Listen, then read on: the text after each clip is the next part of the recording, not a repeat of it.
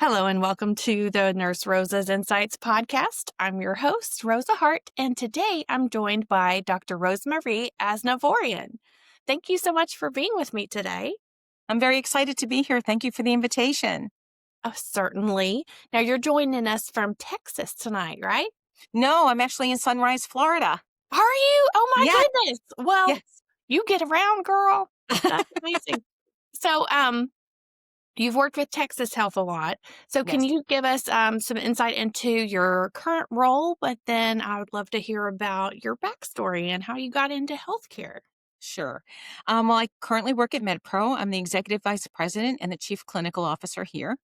I oversee the international staffing division, but am responsible for Joint Commission and the clinical competency of all of our staff, whether it's the regular 13-week domestic travelers, our per diem staff, as well as the foreign educated professionals that we have. So I hail from South Florida originally. And I had an affinity for staffing, and many of the hospitals where I worked and did my clinical practice here through progressive different leadership opportunities, I wound up also leading the staffing office. And that was something that very much intrigued me, basically putting puzzle pieces together. Mm-hmm. And I continued to follow that genre and went to work for several different staffing companies. And Texas Health Resources out in the Dallas-Fort Worth area was looking to open their own internal staffing agency.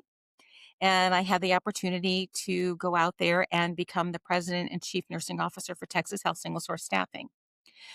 With that in mind, it was to staff all of their wholly owned facilities as well as the joint venture facilities, and eventually bring that in-house to be central staffing and patient logistics over the entire enterprise. So that's where the staffing affiliations have come from.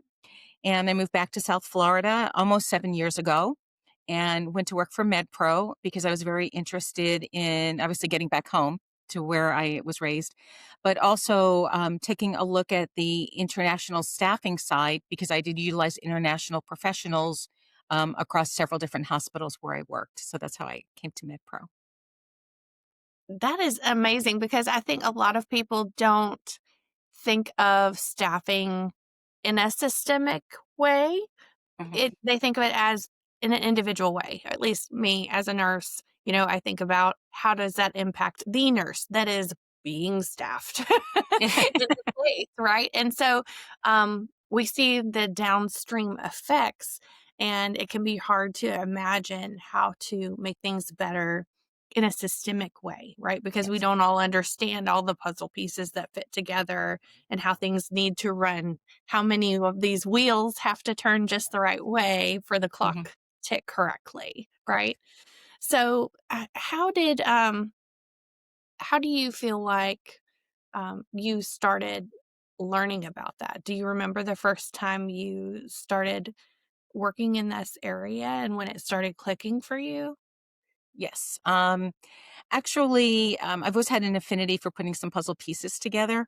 But when I was working at Nicholas Children's as director of their PICU, their cardiac ICU, and their ECMO program, there was a specifically great need. That's a super specialty to have PICU and NICU and cardiac ICU for children. And trying to find creative ways to staff the unit because of the high level of acuity. Right. Contract labor nurses, there's always going to be agency nurses, even though a lot of the facilities will always say, I want zero contract labor. There is always a place for contract labor. The Nicholas Children's was specifically critical because of the level of patients that were coming out neurotrauma, cardiac surgery, and the way that we needed to staff the OR, not only for appropriate quality outcomes, but you always have to look at staffing optimization in regards to cost. Mhm. So came up with a number of different strategic ways to provide appropriate quality staffing, such as which back in the day is commonplace now, but it wasn't back then, to have staggered shifts in the critical care unit. To have Mm, your OR patients coming out at 11:30 or 12, I didn't need a nurse there at 7:30 in the morning. So yeah. I could have a nurse come in at 10 a.m., set up the lines, get everything ready to accept the patient from the operating room, and then work an 8-hour shift until 7 o'clock at night. So it still stayed within the 12-hour shift so that we weren't short 7 p.m. to 11 p.m. So Yeah. small tweaks like that really piqued my interest in staffing. And then I made my way over to the staffing industry side of the house and started working for staffing companies to bring the hospital expertise and the experience to the staffing side of the world. Well, they definitely need that inside look into Mhm. how it works, right?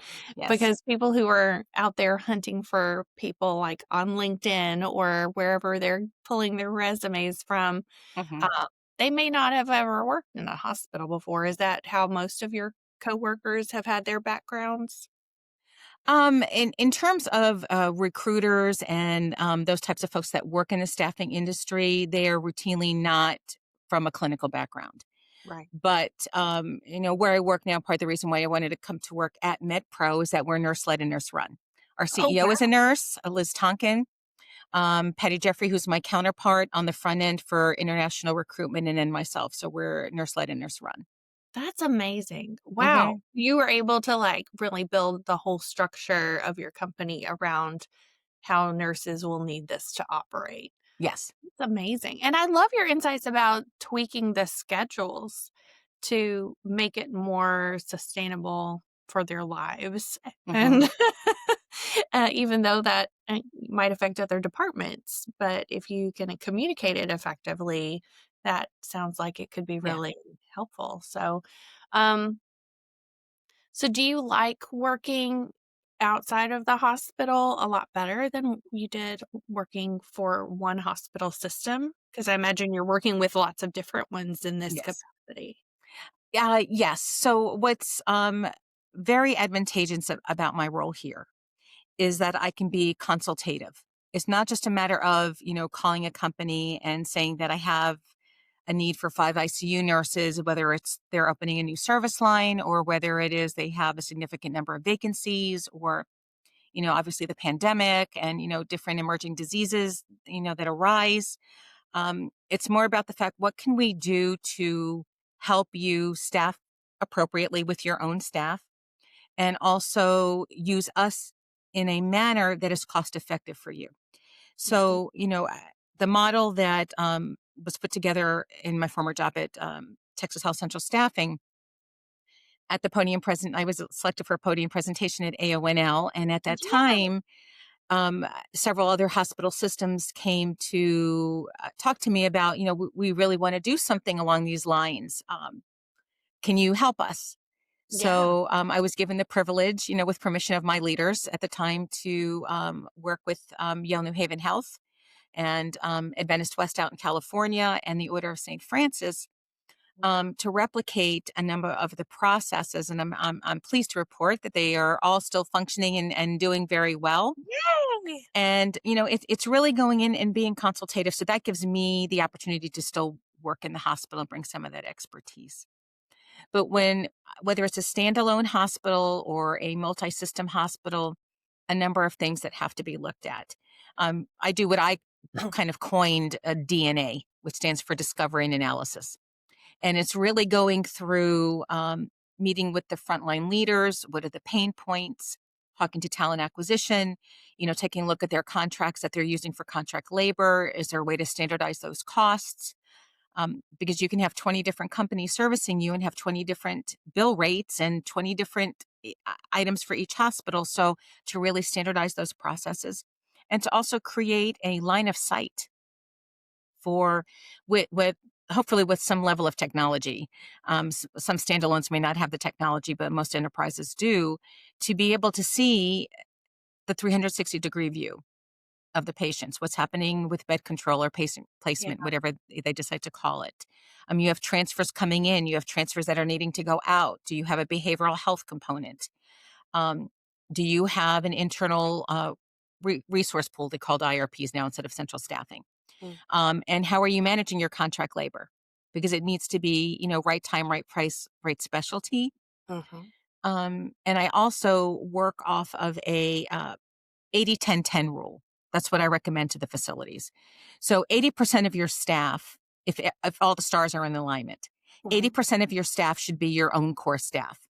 And that should be your full-time, part-time, per diem, float pools, whatever genres you have within your organization. Those have to be optimized first. So that and should be around 80%.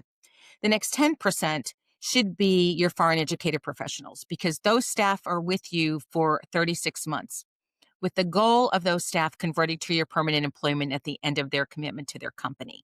Mm. Mhm. The next 10% should really be domestic travelers or 13-week travelers that you might be used to using in the hospital. That's really the model. It's usually a 13-week traveler, or what we call a domestic educated professional.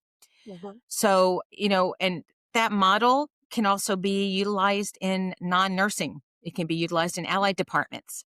It can be used Mhm. in environmental services. Yeah. There's lots of different ways to take different components and translate that to the other departments. And does So MedPro staff those other areas as well, not just nurses? yes, we do allied services, Mhm. which encompasses all of the imaging as well as respiratory therapy, physical therapy, speech, occupational therapy, CNAs. We do not do non-clinical. Mm. Okay. That's not in our genre because we're healthcare staffing, Mhm. and we do not do the advanced practice staff or Mhm. physician locums. Gotcha. So, going back to that framework that you were spelling out, that sounds super helpful and like something. Have you encountered that when you present that somewhere, it's like a new thought to them and they were needing some kind of concept of what even should our goal be for Yes, staffing that's yes, yes. realistic? The goal is to get to 80-10-10, and many times it's like, oh, it's an aha moment. But depending on their vacancy rate, they may not be at an 80%. They may actually be at a Mhm. 65%, depending on their Yeah. vacancy rate. So that's going to mean you're going to need more international long-term clinicians for your workforce planning. And then you might short-term need a little bit more domestic travelers. So you might be at a 65, 25, and 10. So it's just going to depend on what their starting point is. But the roadmap to get there to an 80-10-10 is really what we try to be consultative with to help the hospitals. Because Exactly. you have to take into account a number of things, which I'm sure both you and your audience is familiar with. The Institute of Medicine report on the future of nursing. The first one came out in 2010, and then there was one that followed that. But the shortage of nursing is going to continue, and we have to practice at the highest level within our license, and we have to find ways to help retain our nurses, especially the nurses who are getting close to their choice of retirement age. I don't want to say aging Mhm. out, but Yeah. getting close to their retirement age, because they're going to take all of that clinical experience with them when they go. So, what is it that organizations can do to be flexible with those staff? I would rather have a highly skilled OR nurse come in and work during my peak times of maybe 10 to 3:30 Mhm. and provide support. And also, maybe it could be break relief if needed in the middle of a case, or just take call and be in for trauma. So there's lots of different ways to utilize these nurses who have such a genre of experience and things that they're going to take with them when they leave, that we want that to be passed on to the younger generation of nurses that are coming in. Right, and just having them as quote unquote break relief means that they're around to mentor. Hmm. And as things happen, like they're like, that patient looks weird when they're coming out of the OR. Why do they look like that? And it's something they couldn't learn from a textbook. And their clinicals probably weren't long Hmm. enough for them to see everything to be able to anticipate it. So to just have those experienced people around who can say, "Oh no, this is what's happening. You need to do this." And like let them know when to activate the skills that they've obviously been signed off on before they got that role.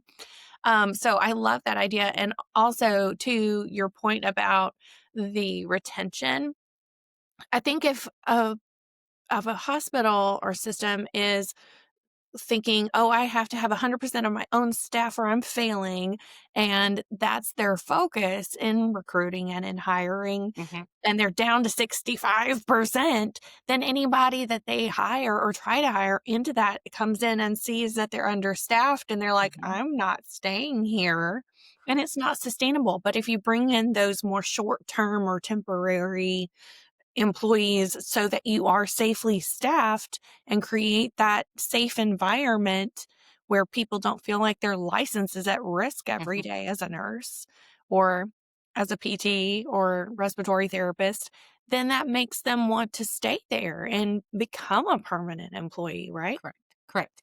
Absolutely. And, you also have to take a look at the other side of it, the quality side, Mhm. which is a very big component.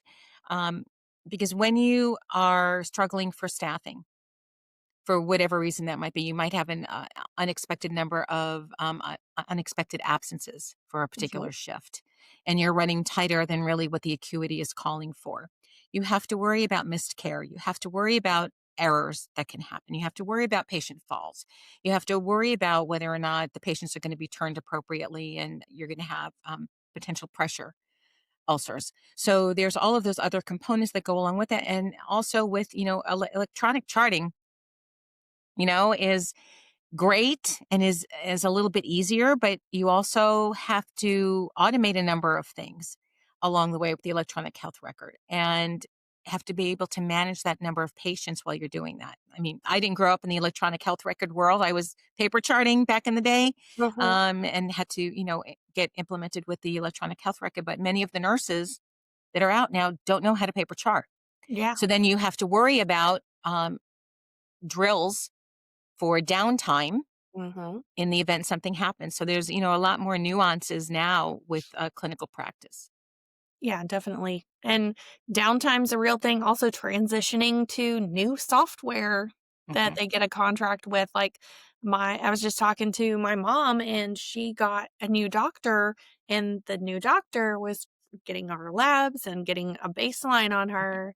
And it was really like it's been several weeks, maybe a month since her appointment, and she still has not gotten her baseline lab results. Of course, it's primary care, but she's called and they're like, "We're gonna print it out and mail it to you." And they've said this 3 times, but they haven't been able to figure out how to get the new software to print to their printer in order to give that to her, and their integration with whatever their patient portal is, whether it's MyChart or whatever, is not showing the lab results. Oh my gosh. So my mom was literally just saying to me before we had this conversation today, she was like, "People don't know how to function without their electronics working. They don't even have a paper backup plan. They can't even Hmm. use the printer." Hmm. So you're right that there are so many different factors that can throw a wrench in things. But I definitely, since you have all this high level view of the staffing situation, I'm really interested to hear your answer to the $1 billion question. Because, I mean, we're all about finding solutions here, and you are a systems thinker. So, by having you look at the needs that you like to look at all day, every day. I'm sure you see needs and you've presented solutions. Did you say you got those opportunities to spread those processes to Yale New Haven and where was it in At California? Venice West. Yes. And because you presented about it at Hmm. the American, AONO. which stands for the American Organization of Nurse Leaders. Yes. Yes. Yeah. So it can be so impactful to share what you are doing and not hold on to it as, "Oh, Hmm. this is our proprietary information. We have the answer." Well, it doesn't help anybody and if our entire system collapses because good ideas weren't shared, right? Right. Correct. So thank you for not hoarding that to No. yourself. And thank you for putting it out there because I'm sure it has impacted so many nurses' lives and therefore all those people who needed that health care too. It's all about the communities that we serve. Exactly. And the communities of nurses that we want to protect from burnout, right? Absolutely. Let's just take a moment here. And Sure. what was your experience submitting the abstract to AONL and speaking there? Was that like the first time you'd done anything like that? Or um, had you done quite a few like presentations before that to warm up? I had done a number of presentations, but AONL was the largest. Mhm. And I certainly have to give credit where credit is due. My mentor, Dr. Joan Shingles Clark, who was the chief nurse executive at the time, and very active in AONL. She was up there on the stage with me, I think mostly because she was my leader, but also for some moral support. Well, I was up Mhm. there, but it was a very, very humbling experience. You have to fill out your paperwork ahead of time, a Mhm. mini abstract as to what it is that you're going to be speaking about, and it's reviewed in anonymity by the committee, and they choose who they want to offer either a poster presentation to or a podium presentation. But the whole process of preparing for a national podium presentation was intense. Oh, yeah. To be a speaker at that level, and it was standing room only. And it was, which was a Wow. little shocking. It was standing room only. They had to bring extra chairs and things in, but um, because it was an important item at the time. What can we learn from going to a colleague's presentation? Are there a few golden nuggets that I can take back with me, even if I don't implement a program similar to that? But are there a few things there that might be helpful for me that I could take a look at within my organization? Because I never want a presentation to be so big that whether you're a standalone, a 3 hospital enterprise, or a 29 hospital enterprise, that you can't take away something Mm. that might be able to help staffing optimize. That's a good point to make sure you're keeping it appropriate for your audience, and in that case, it's like a broad audience, Hmm. so to keep it palatable for all of them and effective for all of them. I just I encounter so many nurses that have great insights, and I wanna encourage them to share it, whether it's a poster or a presentation, maybe Hmm. on a smaller scale than that, especially to start. But, we complain about how, the right hand doesn't know what the left hand is doing a Hmm. lot, and we operate in our silos. And I really feel like these conferences like that are a great Hmm. place to bridge those divides and exchange that knowledge in a way that's not like, oh, we're they're going to steal our idea, but oh, we can all level up together Hmm. because look, this worked. And I mean, that's the whole idea of scientific conferences, right? Correct. So, I yeah. would I would suggest that folks get started at the regional level. There's Mhm. state organization of nurse leaders. Like here in Florida, it's FONL. In Illinois, it's IONL. In Texas, it's Mhm. Tone. So it just depends on where you are. Get active in your state and local organizations. Mhm. You also have your specialty certifications. Whether it's AACN for critical care. I'm Mhm. part of staffing industry. I have my CCWP. So, it just depends. There's lots of different ways for you to actually gain some of that experience so that if you get the opportunity to present on the national platform, that it becomes second nature and is not as intimidating because many people are a little bit nervous about, well, what if I get chosen and I have to get up in front of all these people? Right. But, there are some organizations such as Toastmasters. Mhm. Um, that are offered. We actually offer that here at MedPro for our staff, and I think that we're on our 4th class now for Toastmasters. Really? Yeah. Hmm. Wow, I'm so impressed. What a Yes. great thing to offer to your Offer. staff. Yes. We Wow. offer Toastmasters. So, and it's really been helpful for a lot of the staff to learn, hey, I can do this, and to gain confidence in speaking. Yeah, and demystify the process because apparently that's the number one phobia is public speaking. Speaking. Oh, but, I wanted to say, like, I've really found the Kentucky Nurses Association, to be incredibly supportive, Hmm. and they've given me a few different opportunities to speak, whether it's like in webinars or at in-person meetings. And it's been a great to network with the other nurses and Hmm. learn from them. And Kentucky's nurses, they know how to be effective, like in Hmm. policy advocacy. So the Kentucky Nurses Association is the state version of the National American Nurses Association. Hmm. They're all kind of sort of related, right? Because like if you have a membership to AONL, don't you automatically get an ANA membership? Is that how that works? No, for you get an AONL is by AHA, American Ah, Hospital Association. So if you're going to do the state okay. level, you have to join the state level too.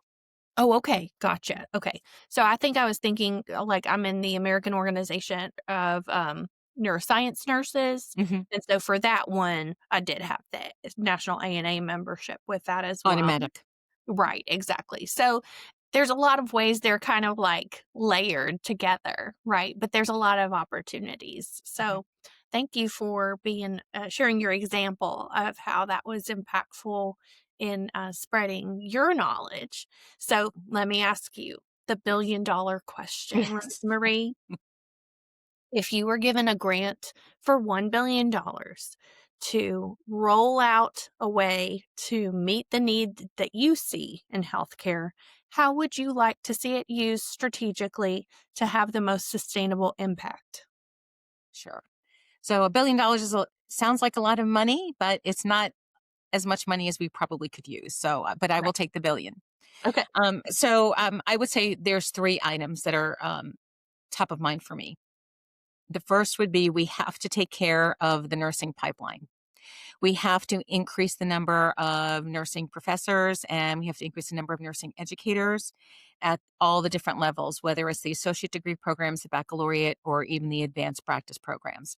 There are not enough new nurses coming out to manage not only the vacancies that are there, but those of us who are a little bit over 50 that, are eventually going to, take a look at retirement. So we have to sustain that. And the only way to do that is to increase the academic environment where they can accept more applicants into the nursing programs, but also put out quality candidates into the nursing field. So that would be one of the Okay. first. Can I ask you a question about that? Sure. So, what do you see is the barrier to having enough nursing instructors at the every level? Like, you want them to have a master's or a doctorate degree in order to be a teacher of these nursing Hmm. students, right? Correct. So, do you think that the biggest barrier to those instructors working in that area is them attaining the degree, or is it that those jobs don't pay enough to rationalize leaving the bedside? It's both. So for the undergraduate programs, um, having a master's degree or a doctorate degree is what you need to be able to teach in the baccalaureate programs. So there's not enough of those instructors. I don't know all of the pay scales, but my understanding in general is that academia is not as financially lucrative as it is working in either a hospital environment or even a different type of environment, whether it's a staffing company or a sales environment or even pharmaceuticals. Mhm. So that's for the undergraduate. For the graduate, master's and doctoral programs, it can be cost prohibitive. I was fortunate enough to go to Texas Christian University for my doctorate, so go Horned Frogs. Wearing purple. Uh-huh. The it's cost prohibitive, Yeah. and there are a lot of programs that are out there that do afford some scholarships Mhm. and are a little bit more cost friendly, tuition friendly. But not a lot of folks want to take on the burden of student loans to be able to advance their degrees. That's cost prohibitive. Hmm. And then also, once they attain that doctoral degree that entitles them to be an instructor, they can then have the honor of making less than they were making before. Sometimes, yes, Yeah. It's unless you're an associate dean or a dean. I don't know a ton about that, but I just know from even talking with what my professors were, doing my advanced programs, um, that the advantage to them if they were master's prepared teaching baccalaureate is that they got either discounted or free tuition to get their advanced degrees. oh, fantastic. So, yeah, so many organizations offer that when you're in academics, or even your children can go to that college at a Yeah. discounted rate. So that there's an advantage there. But it's also where nurses are in their career Mhm. and what is good for them with work life balance. And That's if it's more important for them to be, away from the acute care setting or the long-term care setting and being in academia, then that's the place where they need to be. yeah, definitely. So that would be the first peg. The second peg is really standardization as to how we bring new nurses into practice. Mhm. Specifically with large multi-hospital systems, many times they may use a specific graduate nurse residency program Mhm. that's out there. There's many different programs that are there. They may have that as their foundation, but then it's not standardized across the individual facilities as to how they complete their clinical onboarding and training. So when you take a look at the specialties, specifically where there's going to be a significant amount of openings with nurses that potentially are going to be retiring, the operating room is one of them, critical Mhm, care is another, mhm, the procedural areas is another.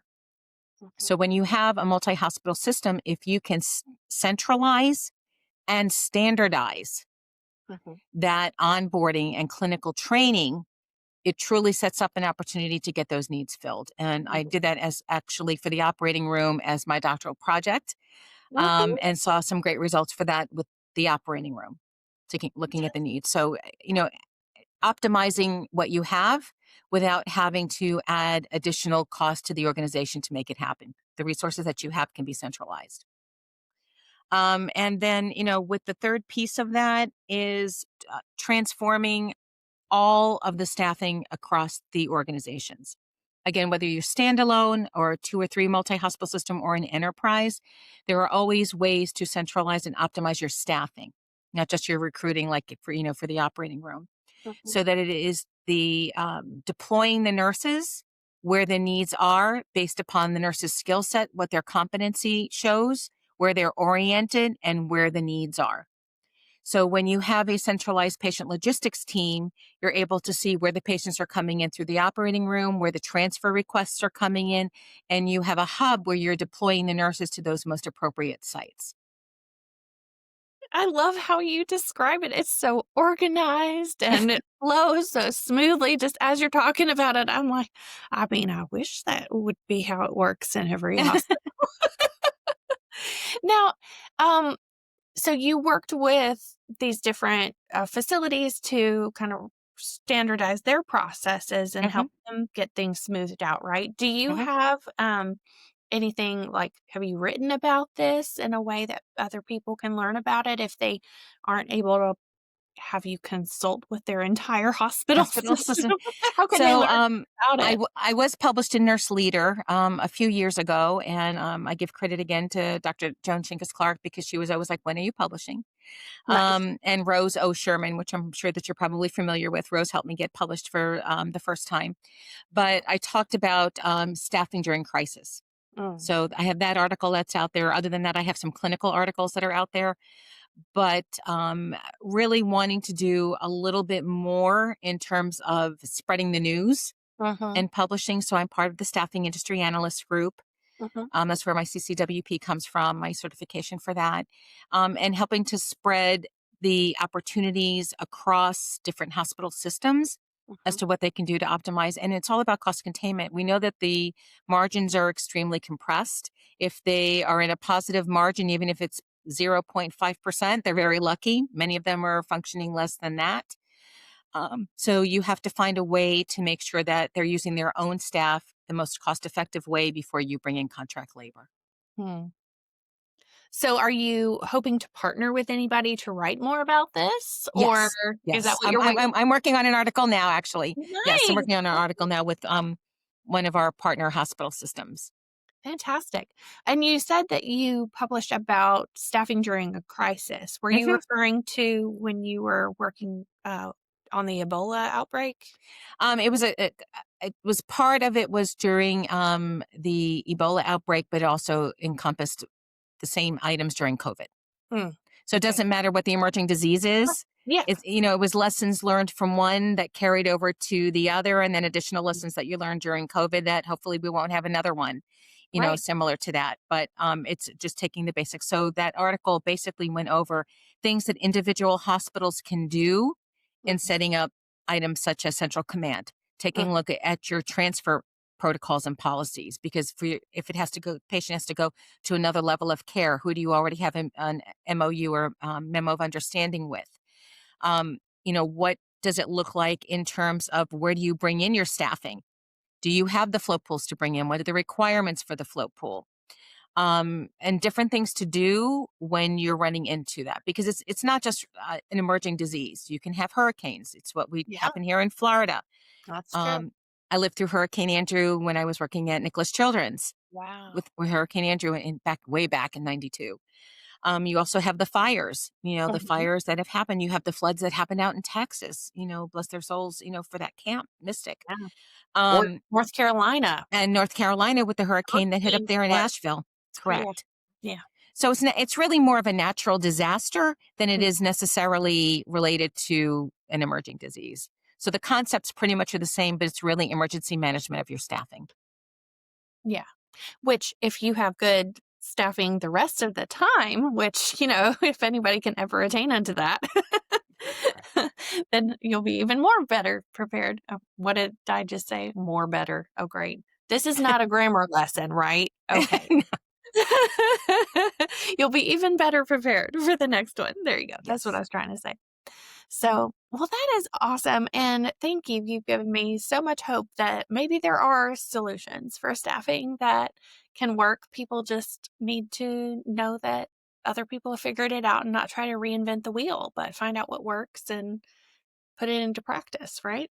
Yes, tap into your colleagues, read a little bit more, pull up some items. AI is going to be a very big help in helping Mhm. decrease redundancy in work so that nurses can practice at the top of their license and Mhm. not have to do as much on the paperwork or, the documentation side. So there's going to be a lot of new things rolling out with AI, but lots of different ways to optimize because we have to take care of the patients and the communities that we serve. Exactly. And take care of ourselves so we don't burn out or get hurt in the process, right? Correct. Correct. Awesome. Well, it's been so lovely getting to know you, Dr. Rosemarie. I've never Same had here. on here with such a similar name to me, so that was fun.